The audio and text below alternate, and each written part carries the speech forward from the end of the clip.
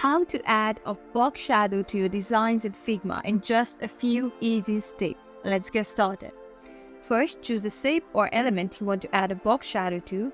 I have a rectangle over here. It could be like a rectangle like mine, or a button, or any other object or any icon you'd like.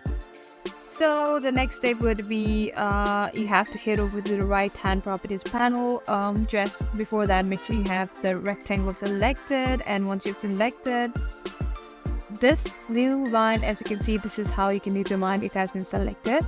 So once you're sure, go to the right property panel and scroll down until you see the effects section. It's usually at the second last option.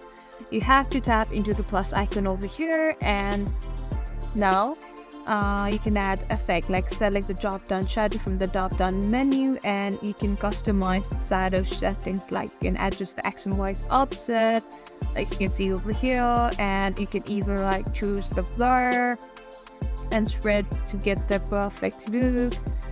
Over here the spread is over here, and let's just set the blur to like 10 pixels. And I think X and Y positions are like quite good. Okay, I want to make it like more like 6. Alright, as you can see, can you see the difference? You can instantly see the difference. So as I add the value, the more visible it will be there. So yeah, now as you have seen, now in order to change the color, you can click on the color swatch next to the drop shadow over here, and I'll choose a subtle, like a gray, I guess, to make it more like that sad effect.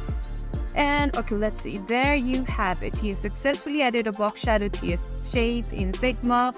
You can try it in any of the shape, or even icon, or any object, or even letters, as you can say. So okay, you can make a design pop with just a little tap. If you enjoyed this quick tip, give us a thumbs up and subscribe for more design tutorials, and let us know what you want to learn next in the comments. Thanks for watching.